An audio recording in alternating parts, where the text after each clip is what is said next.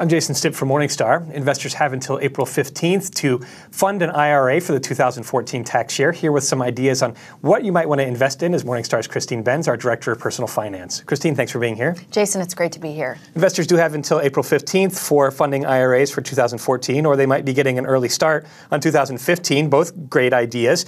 But before we talk about specific ideas for today's market, let's just talk generally. If I'm a strategic long-term investor, what kinds of things should I have in my IRA? Well, I think you really want to think about your life stage and what sorts of core holdings make sense for you given your life stage. I think the starting point for figuring out what to put in your IRA is to take a look at all of your assets together. I think our X-ray tool does a great job of helping you see what that looks like in terms of your asset class exposures and just see whether you're on track relative to, say, a target date fund geared towards someone in your age range or the allocations in our lifetime allocation indexes. Just do that first read. And then I think it makes a lot of sense if you determine, well, I'm probably light on bonds where I need, relative to where I need to be. Then you might look at using your IRA to add to those holdings where you're light. But start with that, look at your overall asset class exposure, and then use that to determine where you go next. And then within that asset class, you may want to tilt one way or the other and maybe be a little contrarian, go against the grain and maybe do a little bit better than the market. Maybe not outsized bets, but just making small bets and tilting. And you have a few ideas on how you might want to do that. So let's say I've looked at my portfolio. I need to add to a little bit of equities.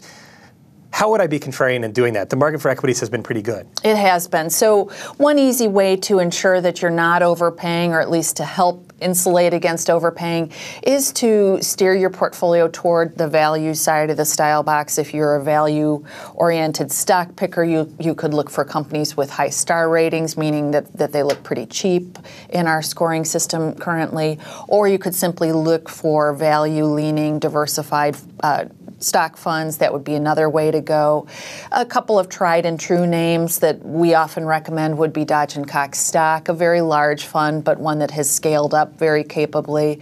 Oakmark Select would be another idea. Oakmark Fund, another idea of just good, sturdy, core value-leaning holdings. I think Oakmark's fund may actually land in the blend column, but we think of it as one of our favorite value-oriented funds. And Morningstar analysts also have opinions about areas of the market that look over or undervalued. If you're looking at our research, what might that suggest about where there could be some value?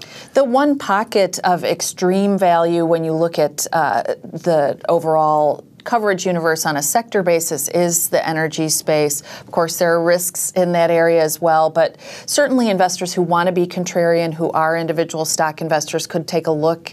I would say look for those companies that rate 4 or 5 stars currently, again, meaning that they look cheap to us.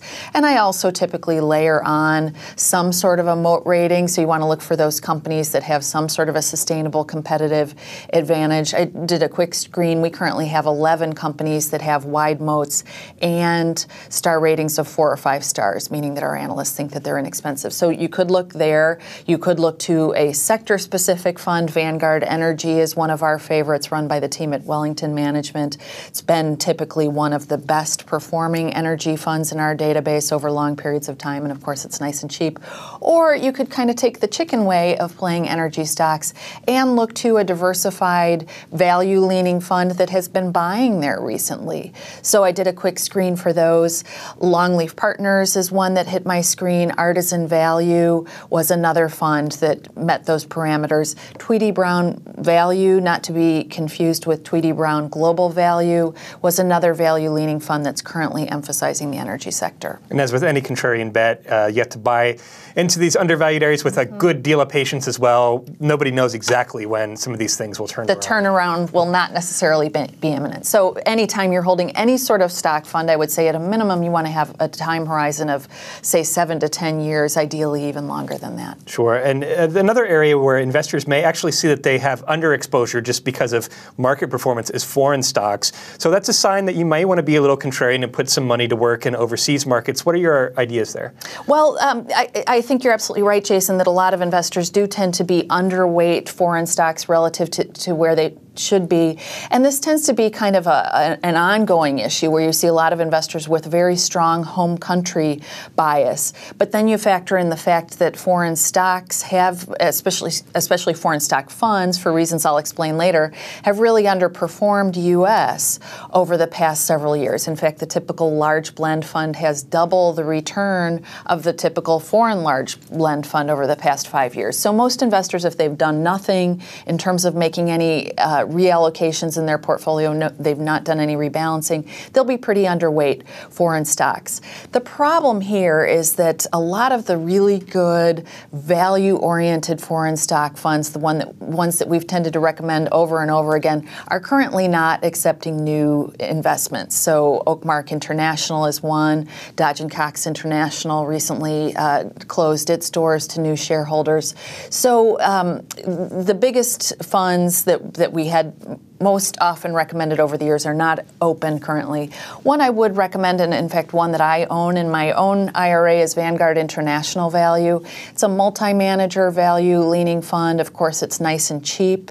And one thing I like about it, when you look at the most unloved pocket of foreign markets, tends to be emerging markets. They've underperformed developed foreign markets over the past several years. So I like that Vanguard fund has an emphasis on emerging markets. I think that investors who want to be contrarian should probably look for their core foreign stock fund to have at least something there, ideally 10% or more. And anytime you're looking overseas, currencies are another issue that you have to think about.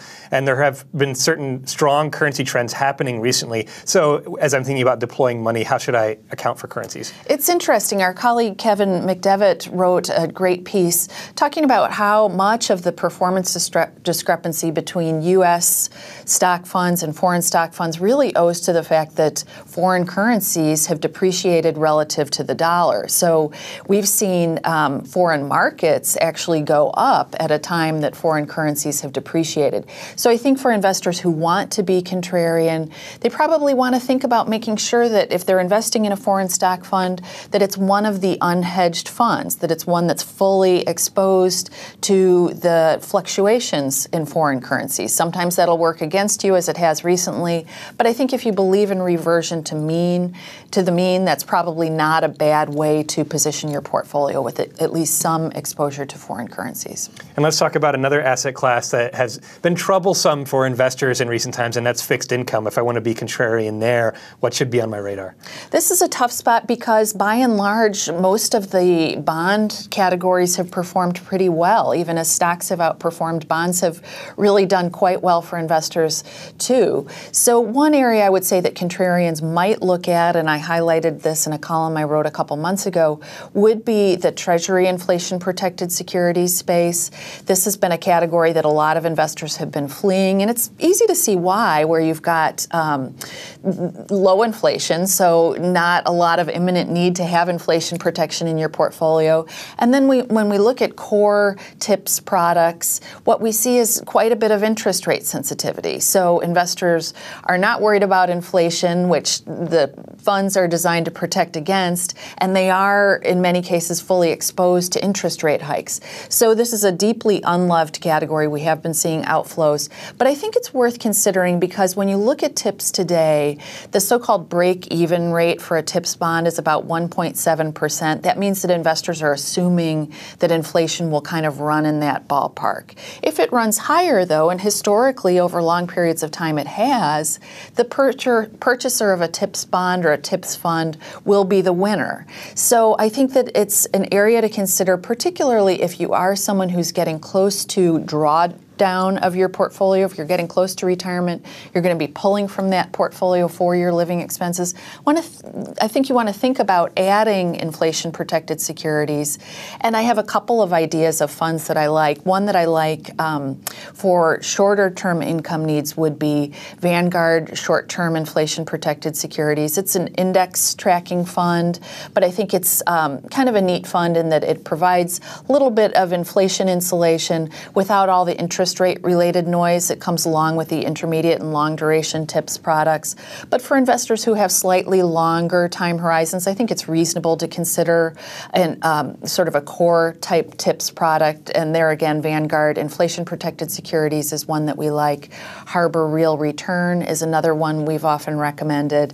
And also American Century Inflation Adjusted Bond. Those are all funds that are highly rated by our analyst team. Tilting into the unloved can be a great strategy for investors in the long term. Christine, thanks for joining me and for those ideas. Jason, thank you. From Morningstar, I'm Jason Stipp. Thanks for watching.